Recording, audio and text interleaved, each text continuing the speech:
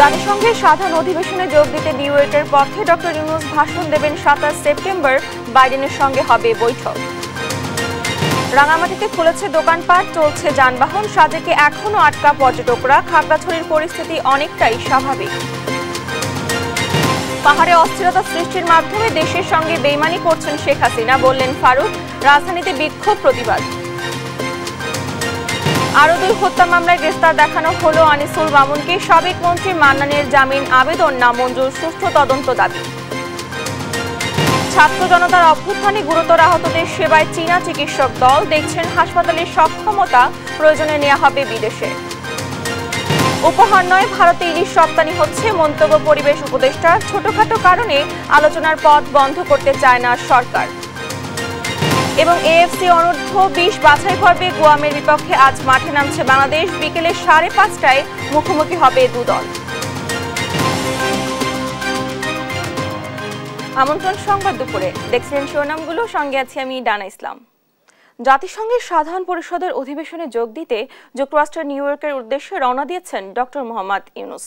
ভোরে কাতার এয়ারলাইন্সের একটি ফ্লাইটে নিরাপত্তা, গণমাধ্যম সহ সব মিলিয়ে 57 জন সফর সঙ্গী নিয়ে হযরত শাহজালাল আন্তর্জাতিক বিমানবন্দর ছেড়ে যান তিনি। 27 সেপ্টেম্বর সাধারণ অধিবেশনে ভাষণ দেবেন ডক্টর ইউনূস। জাতিসংঘের অধিবেশনের ফাঁকে মার্কিন প্রেসিডেন্ট জো বাইডেনের সঙ্গে তার দ্বিপক্ষীয় বৈঠকে বসার কথা রয়েছে। এছাড়া নেদারল্যান্ডস, পাকিস্তান, নেপাল, ইউরোপীয় কমিশন প্রধান, যুক্তরাষ্ট্রের পররাষ্ট্রমন্ত্রী সহ উচ্চ পর্যায়ের ব্যক্তিদের সঙ্গে তার বৈঠক করার কথা রয়েছে।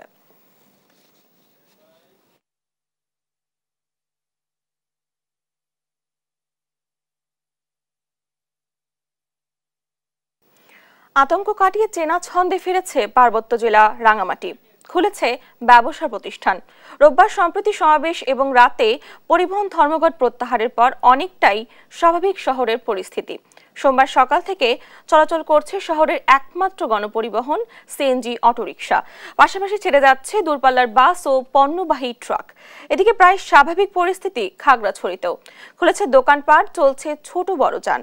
সহকর্মীদের পাঠানো তথ্যচিত্রে টুম্পা আফরোজার ডেস্ক রিপোর্ট। আতঙ্ক কাটিয়ে চেনা ছন্দে ফিরেছে পার্বত্য জেলা রাঙামাটি। 3 দিনের থমথমে পরিস্থিতি কাটিয়ে ধীরে ধীরে স্বাভাবিক হতে শুরু করেছে জনজীবন। 144 ধারা প্রত্যাহার করা হয়েছে।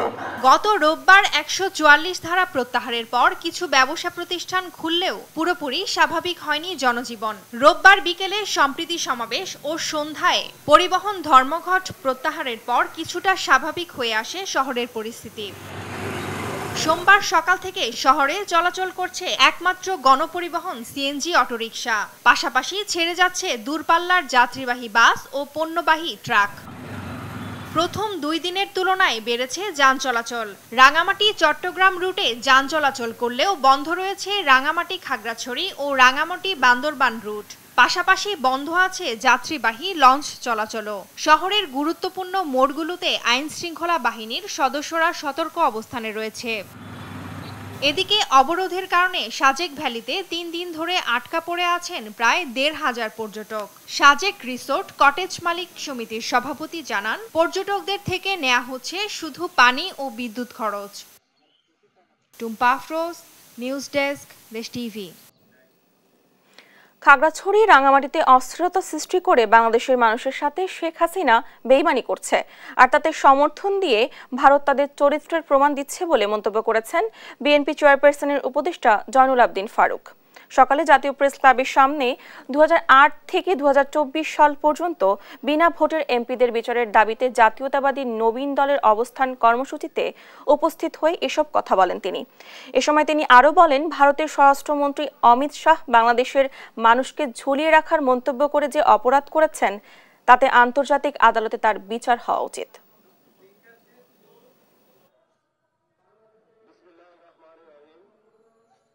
আমাদের প্রিয় দেশ খাগড়াছড়ি রাঙ্গামাটিতে আবারও অসহযোগ করে বাংলাদেশের এই সরকারকে অস্থিতিশীল করার যেই ষড়যন্ত্রে লিপ্ত আছে, তার প্রমাণ শেখ হাসিনা ভারতে বসে এখনো বাংলাদেশের গণতন্ত্রকামী মানুষের বিরুদ্ধে মুক্ত খোকনের রক্তের প্রতি বেইমানি করার ষড়যন্ত্রে লিপ্ত আছে।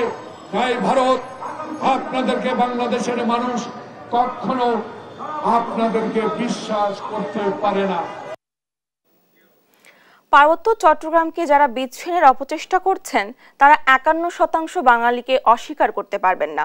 তাই অবিলম্বে শান্তি চুক্তি বাতিলের দাবি জানিয়েছে ছাত্র জনতা। সোমবার সকালে জাতীয় প্রেস ক্লাবের সামনে বিক্ষোভ সমাবেশ করে পার্বত্য চট্টগ্রামের বসবাসরত ছাত্র জনতা। তাদের দাবি, বিচ্ছিন্নতাবাদীদের এই অপচেষ্টা ছাত্র সমাজ ছাড় দেবে না। সব ষড়যন্ত্র একসঙ্গে মোকাবেলা করা হবে। সন্ত্রাসী কর্মকাণ্ড চালিয়ে যারা আলাদা রাষ্ট্র গঠন করতে চায় তাদের বাঙালিরা ছাড় দেবে না।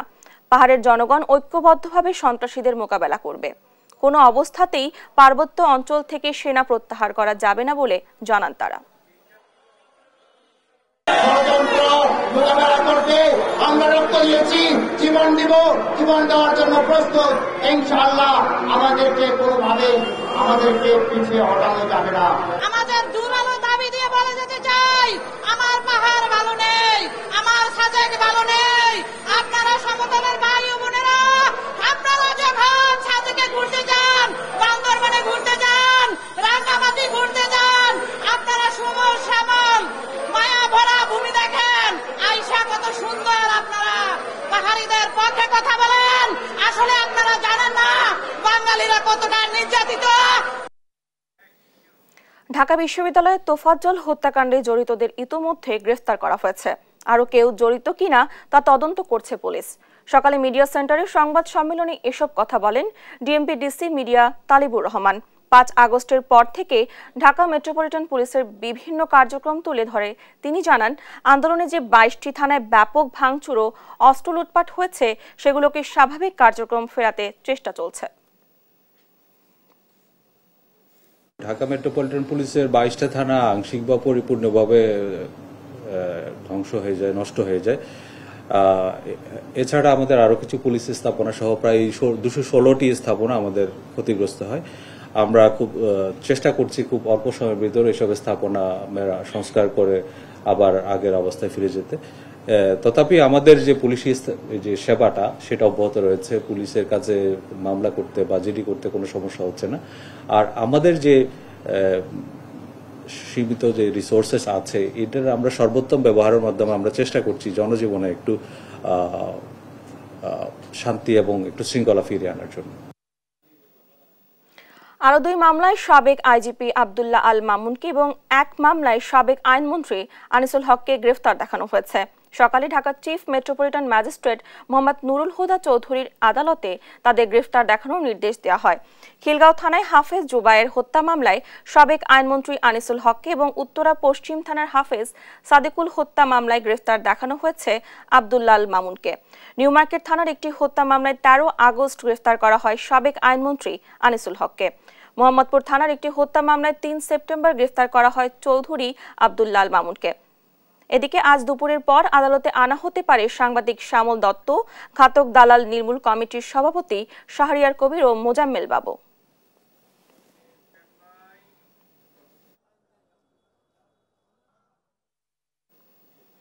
সাবেক পরিকল্পনা মন্ত্রী এম এ মান্নানের জামিন আবেদন নামঞ্জুর করেছেন দ্রুত বিচার আদালতের বিচারক নির্জন কুমার মিত্র। সকাল 11টায় এম এ মান্নানের অনুপস্থিতিতে আদালতে বাদী ও আসামি পক্ষের আইনজীবীদের বক্তব্য শুনে জামিন আবেদন নামঞ্জুর করেন বিচারক। এ সময় বাদী পক্ষের আইনজীবী আব্দুল হক জানান, সুনামগঞ্জের সাধারণ ছাত্র আন্দোলনের মাস্টারমাইন্ড ছিলেন এম এ মান্নান। তার পরিকল্পনায় দেশে ও সুনামগঞ্জে মেগা প্রকল্প বাস্তবায়ন করা হয়েছে। সেখানে অনেক অনিয়ম দুর্নীতি করেছে সরকার। তাই নিরপেক্ষ তদন্তের মাধ্যমে সুষ্ঠু বিচারের দাবি জানান তারা। উনার নির্দেশে 4 তারিখে এবং তার আগে সমস্ত ঘটনা আওয়ামী লীগ, যুবলীগ, ছাত্রলীগ, বৈষম্যবিরোধী ছাত্র, বিএনপি, জামাতের উপর হামলা করেছে। সমস্ত ঘটনার পিছনে উনি আছেন এবং উনার নির্দেশে গুলি করছে। আমরা দাবি জানাই মিডিয়ার মাধ্যমে অচিরেই অনতিবিলম্বে মান্নান সাহেবের বিরুদ্ধে রিমান্ডের আবেদন করা হোক। বৈষম্য বিরোধী আন্দোলনে আহতদের সব ধরনের চিকিৎসা সহায়তা দিতে প্রস্তুত চীনের বিশেষজ্ঞ চিকিৎসক দল। এদেশে সম্ভব না হলে প্রয়োজনে চীনে নেওয়ার কথাও জানান তারা। সোমবার জাতীয় চক্ষু বিজ্ঞান ইনস্টিটিউট ও হাসপাতালে রোগী ও চিকিৎসা সক্ষমতা পর্যবেক্ষণ করছেন বিশেষজ্ঞরা। হাসান মাহমুদের প্রতিবেদনে দেখুন বিস্তারিত।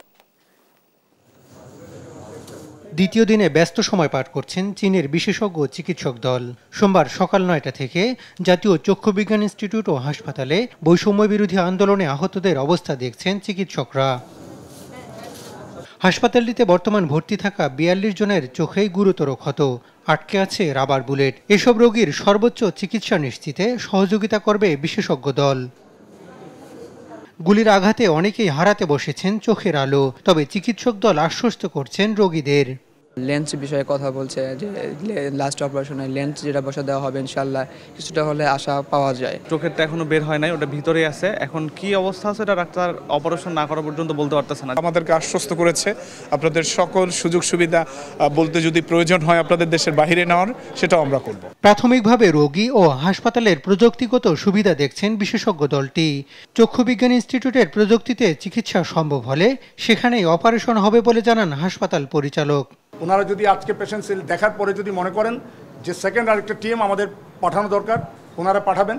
এবং আমাদের চিঠি যেটা আমাদের কাছে এসেছে এটার মাধ্যমে আমরা জানতে পেরেছি ওনারা যদি কোনো রোগীদেরকে নির্বাচন করেন চায়নাতে নিয়ে যাওয়ার জন্য, সেই সুযোগ হয়তো ওনারা তৈরি করবেন।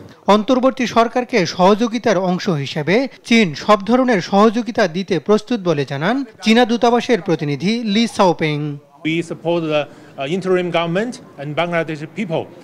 The doctor want to see the injured people, see the situation, see how they injured, and the increment, what increment in Bangladesh hospital, and they will know the situation. They can decide next step. মঙ্গলবার Dhaka medical college হাসপাতাল এবং জাতীয় burn ও plastic surgery ইনস্টিটিউটে রোগী ও চিকিৎসা সক্ষমতা পর্যবেক্ষণ করবে প্রতিনিধি দল। একই সঙ্গে পর্যবেক্ষণ করবে বঙ্গবন্ধু শেখ মুজিব মেডিকেল বিশ্ববিদ্যালয়। হাসান মাহমুদ, দেশ টিভি, ঢাকা। দেখছেন সংবাদ দুপুর।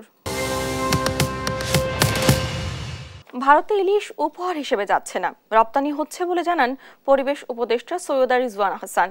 সোমবার নোয়াখালীর কোম্পানিগঞ্জ উপজেলায় বন্যার সময় জোয়ারের তোড়ে ভেঙে যাওয়া মুসাপুর রেগুলেটর পরিদর্শনে গিয়ে সাংবাদিকদের প্রশ্নের জবাবে তিনি একথা বলেন।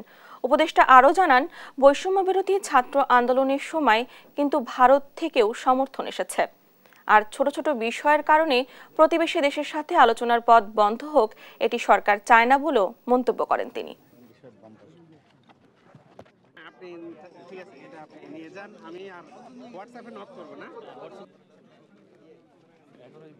ইলিশ কিন্তু ভারতে উপহার হিসেবে যাচ্ছে না, এটা রপ্তানি করা হবে এবং রপ্তানির টাকাটা বাংলাদেশ সরকার পাবে।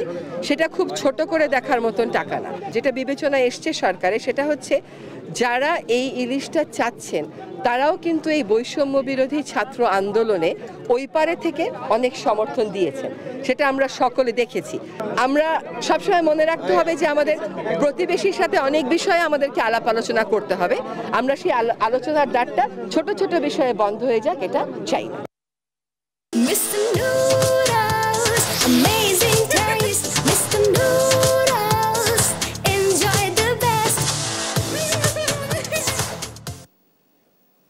রাজশাহী সিটি কর্পোরেশনের অপরাজিত মেয়র AHM খায়রুজ্জামান লিটনের সময় নেয়া 250 কোটি টাকায় 5 প্রকল্প বাতিল করা হয়েছে। আপাতত অপ্রয়োজনীয় ও রাজনৈতিক বিবেচনায় এসব প্রকল্প নেওয়া হয়েছিল। এছাড়া অপ্রয়োজনীয় জনবলও ছাঁটাই শুরু করেছে কর্তৃপক্ষ। রাজশাহী থেকে কাজী শাহেদের প্রতিবেদন। সমন্বিত নগর অবকাঠামো উন্নয়ন প্রকল্পের আওতায় রাজশাহী সিটি কর্পোরেশনের অপসারিত মেয়র AHM খায়রুজ্জামান লিটন প্রায় 3000 কোটি টাকার নির্মাণযজ্ঞ শুরু করেন। লিটনের নেয়া প্রকল্পগুলোর মধ্যে শহীদ AHM কামারুজ্জামান সিটি কমপ্লেক্স, ভদ্রার মোড়ের আন্ডারপাস, 2 নম্বর ওয়ার্ড কমিশনারের কার্যালয়, শেখ কামাল কনভেনশন হল ও হরগ্রাম কাঁচাবাজার প্রকল্পটি বাতিল করা হয়েছে। এছাড়া স্যাটেলাইট সিটি গড়ে তোলার প্রকল্পটিও বাতিলের সিদ্ধান্ত হয়েছে। ভদ্রার ক্রসিং এর জায়গায় যে আন্ডারপাস করার কথা 122 কোটি টাকা, এটা আসলে এই মুহূর্তে প্রয়োজন নাই। তারপর শহীদ কামারুজ্জামান যে সমাধি করার কথা সেটাতেও প্রায় 28 কোটি টাকা ধরা আছে, এই মুহূর্তে এটি প্রয়োজন নাই। তারপর আমাদের স্যাটেলাইট টাউনের জন্য একটা করার ছিল, এটা আমাদের ম্যান্ডেটই পড়ে না, সিটি কর্পোরেশন ম্যান্ডেটই পড়ে না, এটা হলো RD এর ম্যান্ডেটে পড়ে। নগরীতে 5টি ফ্লাইওভার নির্মাণের কাজ সবে শুরু হয়েছে, তবে মূল প্রকল্পের নির্ধারিত সময়সীমা শেষ হয়েছে গত 30 জুন। খায়রুজ্জামান লিটন মেয়র থাকাকালে এই প্রকল্পের মেয়াদ বৃদ্ধির পাশাপাশি কয়েকশো কোটি টাকা ব্যয় বৃদ্ধির প্রস্তাব করেছিলেন। যদিও তাকে অপসারণের পর ব্যয় বৃদ্ধি না করেই প্রকল্পের মেয়াদ বাড়ানোর প্রস্তাব করেছে সংস্থাটি। আগে যে মূল খরচটি ছিল এটাকে পুনর্গঠনের জন্য এবং সংশোধনের জন্য কিন্তু একটা প্রস্তাব আছে আরও বেশি টাকা দিয়ে 4000 কোটি টাকা, সেটা আমরা অত করব না, কারণ বরং আগের যে খরচ মূল প্রকল্প যেটা দেওয়া ছিল তার থেকেও কমিয়ে দেবো, কিন্তু নতুন কম্পোনেন্ট যেগুলো এই মুহূর্তে দরকার সেগুলো করবো, অপ্রয়োজনটা বাদ দেওয়া হচ্ছে আর কি। ইচ্ছে মতো প্রকল্পই নয়, 2500-এরও বেশি আওয়ামী লীগ নেতাকর্মীকে সিটি কর্পোরেশনে চাকরি দিয়েছিলেন লিটন। অপ্রয়োজনীয় এসব জনবল ছাঁটাইয়ের প্রক্রিয়াও শুরু করেছে কর্তৃপক্ষ। যে বিভাগগুলি এবং শাখাগুলিতে অতিরিক্ত জনবল ছিল, যাদের কাজ নেই কিংবা প্রয়োজন নেই অথবা বয়সের ভারে ভারাক্রান্ত, এই ধরনের অভিযোগের ভিত্তিতেই অতিরিক্ত জনবল ছাঁটাইয়ের কার্যক্রম চলছে এবং ইতিমধ্যে আমরা প্রায় 142 জনকে এই অভিযোগের প্রেক্ষিতে সিটি কর্পোরেশন থেকে বাদ দেওয়া হয়েছে এবং এরা সবাই অস্থায়ী। 2018 সালে খায়রুজ্জামান লিটন দ্বিতীয় দফায় মেয়র পদে নির্বাচিত হলে নগর উন্নয়ন প্রকল্পে এ যাবৎকালের সর্বোচ্চ বরাদ্দ পায় সিটি কর্পোরেশন। মেয়র পদে তৃতীয় দফা দায়িত্ব পালনকালে গণ অভ্যুত্থান উত্তর পরিস্থিতিতে পালিয়ে যান তিনি। 19 আগস্ট বিভাগীয় কমিশনারকে সিটি কর্পোরেশনের প্রশাসক হিসেবে দায়িত্ব দেওয়া হয়। কাজী শাহেদ, দেশ টিভি, রাজশাহী। এবছর পরপর 3 দফা বন্যায় নষ্ট হয়েছে রোপা আমন। পানি নেমে যাওয়ার পর সেই জমিতে আবারও আমন চাষ করে ক্ষতি কাটিয়ে উঠতে ব্যস্ত কৃষকরা। তবে হাওর নিম্নাঞ্চলে বীজতলার সংকটে পড়ে আছে বিপুল পরিমাণ আবাদি জমি। সালেহ এলহাই কুটির তথ্যচিত্রে ডেস্ক রিপোর্ট।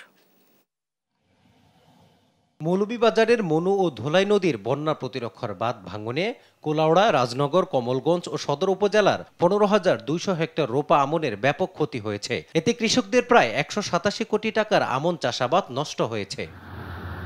বন্যার পানি নেমে যাওয়ার সঙ্গে সঙ্গে ক্ষতি পুষিয়ে ঘুরে দাঁড়াচ্ছেন হাজারো কৃষক। তবে উঁচু এলাকা থেকে চড়া দামে বয়স্ক চারা কিনে আবাদের শেষ সময়ে রোপণ করাতে ফলন নিয়ে দুশ্চিন্তায় প্রান্তিক কৃষকরা।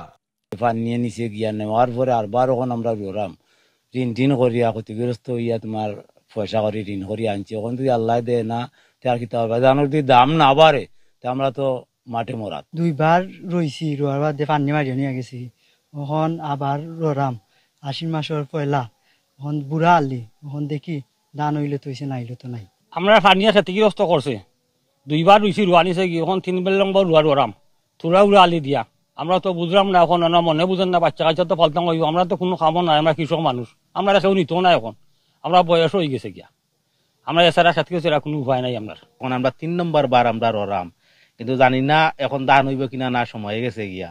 যাই পাই যদি ধানের দামটা বাড়তে থাকে আমরা সাধারণ কৃষকরা কিছু লাভবান হইব। কৃষি বিভাগ বলছে দেরিতে রোপণে সঠিক পরিচর্যায় ভালো ফলন পাওয়া যাবে। কৃষক ভাইরা রোপণের কাজ করতেছে, যদিও দেরিতে করছে, তবুও বেশি পরিমাণে সার এবং অন্যান্য উপকরণ দিয়ে আমরা সহায়তা করে যাচ্ছি। ইনশাল্লাহ কৃষক ভাইরা ভালো ফলন পাবে বলে আশা করছি। চলতি মৌসুমে 1,01,350 হেক্টর জমিতে আমন চাষের লক্ষ্যমাত্রা নির্ধারণ করা হয়েছে। মাজহারুল ইসলাম, নিউজ ডেস্ক, দেশ টিভি। দেখছেন সংবাদ দুপুর। শ্রীলঙ্কার প্রেসিডেন্ট হিসেবে সোমবার শপথ নিলেন বামপন্থী নেতা অনুরা কুমারা দিশানায়কে। নির্বাচিত হয়েই দেশকে এগিয়ে নেওয়ার অঙ্গীকার করেন দিশানায়কে। ভঙ্গুর অর্থনীতিকে পুনরুদ্ধারে নবনির্বাচিত প্রেসিডেন্টের উপর আস্থা রেখেছেন লঙ্কানরা। এর মধ্য দিয়ে তরুণরা দেশ গড়ার সুযোগ পাবে বলে আশাবাদী তারা। এ নিয়ে আরো জানাচ্ছেন আফরিন মৌ। দ্বীপরাষ্ট্র শ্রীলঙ্কার প্রথম বামপন্থী প্রেসিডেন্ট হিসেবে সোমবার শপথ নিয়েছেন অনুরা কুমার দিশানায়কে। 55 বছর বয়সী অনুরাকে শপথ পড়ান দেশটির প্রধান বিচারপতি। শপথ অনুষ্ঠানে আইন প্রণেতা, বৌদ্ধ ধর্মযাজক, সামরিক বাহিনীর সদস্যরা উপস্থিত ছিলেন। শপথ নিয়ে রাজনীতিবিদদের প্রতি জনগণের আস্থা ও বিশ্বাস পুনরুদ্ধারের অঙ্গীকার করেন তিনি।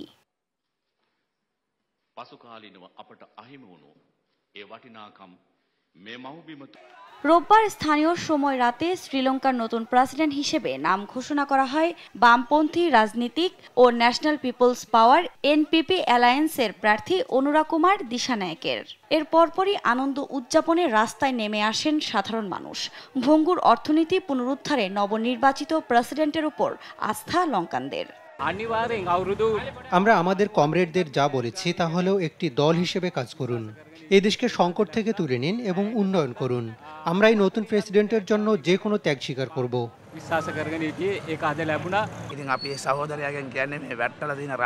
খারাপ রাজনীতিবিদরা ৭৬ বছর আমাদের দেশের অনেক ক্ষতি করেছে। এই পরিবর্তন আমাদের প্রয়োজন। আসলে আমরা আশা করি নতুন প্রেসিডেন্ট আরো ভালো কিছু করবেন। নির্বাচন কমিশনের ঘোষণা অনুযায়ী অনুরাগ কুমারা দিশানায়েকে 42.31% ভোট পেয়ে প্রেসিডেন্ট নির্বাচিত হয়েছেন। তার নিকটতম দুই প্রতিদ্বন্দ্বী বিরোধী দলের নেতা সাজিদ প্রেমাদাসা পেয়েছেন 32.76% ভোট। 17% ভোট পেয়েছেন ক্ষমতাসীন প্রেসিডেন্ট রনিল বিক্রমাসিংহে। দ্বিতীয় দফায় ভোট গণনার পর স্থানীয় সময় রোববার রাতে তাকে বিজয়ী ঘোষণা করা হয়। এর মধ্য দিয়ে 55 বছর বয়সী দিশানায়েকে রাষ্ট্রদ্বীপটির প্রথম বামপন্থী রাষ্ট্রপ্রধান হয়ে ইতিহাস গড়লেন। একই সঙ্গে টানা 1.5 দশকের বেশি সময়ের একক আধিপত্যের অবসান ঘটল। এদিকে প্রেসিডেন্ট নির্বাচিত হওয়ার পরপরই ভাষণ দেন দিশানায়েকে। দেশের অর্থনৈতিক পরিস্থিতি সামাল দিয়ে এগিয়ে নিয়ে যাওয়ার অঙ্গীকার করেন তিনি। দেশকে সংকট থেকে উদ্ধার করার জন্য জনগণের নতুন সরকার দরকার ছিল। এটি ছিল প্রেসিডেন্ট নির্বাচনের মূল বিষয়। খাদ্য, জ্বালানি, ঔষধ সহ নিত্যপণ্যের তীব্র সংকটের প্রতিবাদে 2022 সালে সড়কে নামেন শ্রীলঙ্কার সাধারণ মানুষ। এক পর্যায়ে বিক্ষুব্ধ হাজারো মানুষ ঢুকে পড়েন তৎকালীন প্রেসিডেন্ট গোতাবায়া রাজাপাকসের বাসভবনে। গোতাবায়া দেশ ছেড়ে পালালে রনিল বিক্রমাসিংহকে প্রেসিডেন্ট নির্বাচিত করে দেশটির পার্লামেন্ট। আফরিন মৌ, নিউজ ডেস্ক, দেশ টিভি। শ্রীলঙ্কার নতুন প্রেসিডেন্ট হিসেবে নির্বাচিত হওয়ার পর থেকে আলোচনায় উঠে এসেছে বামপন্থী নেতা অনুরাগ কুমারা দিশানায়েকে। মূল প্রতিদ্বন্দ্বী সাজিদ প্রেমাদাসা এবং ক্ষমতাসীন প্রেসিডেন্ট রনিল বিক্রমাসিংহেকে ধরাশয়ী করে জয়ী হন তিনি। তার উত্থানকে শ্রীলঙ্কার জন্য নতুন ইতিহাস বলছেন কেউ কেউ। এ নিয়ে আরো জানাচ্ছেন আফরিন মৌ।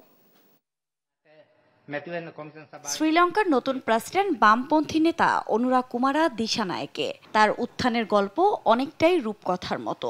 দেশটিতে এতদিনে প্রতিষ্ঠিত রাজনীতিবিদদের চেয়ে নিজেকে ভিন্ন মাত্রায় উপস্থাপনের কারণেই নিকটতম প্রতিদ্বন্দ্বীদের ধরাশায়ী করতে সক্ষম হয়েছেন তিনি। এছাড়া দিশানায়েকে দেশকে বিপদ থেকে উত্তরণে IMF এর প্যাকেজ অনুসরণ করবে বলেও আশ্বস্ত করেছেন শ্রীলঙ্কানদের।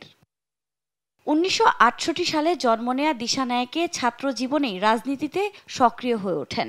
সময়ের সঙ্গে সঙ্গে শ্রীলঙ্কার দুর্নীতি ও দুর্বল শাসনের কঠোর সমালোচক হিসেবে খ্যাতি অর্জন করেন তিনি।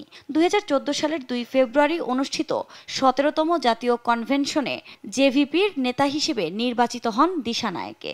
দীর্ঘ এই রাজনৈতিক যাত্রা তাকে শ্রীলঙ্কার রাজনৈতিক অঙ্গনে একটি গুরুত্বপূর্ণ ও প্রভাবশালী অবস্থানে পৌঁছে দিয়েছে। এবারের নির্বাচনে এনপিপি জোটের প্রার্থী ছিলেন জেভিপি প্রধান অনুরাগ কুমারা দিশানায়েকে। যদিও জোটটি এর আগে কখনো শ্রীলঙ্কার বিরোধী দলও ছিল না। দেশটির 225 সদস্যের পার্লামেন্টে এই জোটের আসন ছিল মাত্র 3টি। এদিকে বিশ্লেষকরা বলছেন অর্থনৈতিক দুর্দশা থেকে উত্তরণের আশায় অনুরাগ কুমারা দিশানায়েককে ভোট দিয়েছেন মানুষ। এখন তার বড় কাজ হবে নজিরবিহীন অর্থনৈতিক সংকট থেকে দেশকে টেনে তোলা। ফলে নতুন প্রেসিডেন্টের জন্য বড় চ্যালেঞ্জ হবে অর্থনীতিতে স্থিতিশীলতা ফেরানো। এখন দিশানায়েকে দেশের মানুষকে কতটা দিশা দেখাতে পারবেন সেটাই দেখার বিষয় বলে মনে করছেন অনেকে। এদিকে দুই পারমাণবিক শক্তিধর দেশ ভারত ও চীনের সঙ্গে সুসম্পর্ক বজায় রেখে কাজ করার কথা জানিয়েছেন নবনির্বাচিত এই প্রেসিডেন্ট। আফরিন মৌ, নিউজ ডেস্ক, দেশ টিভি। দেখছেন সংবাদ দুপুর।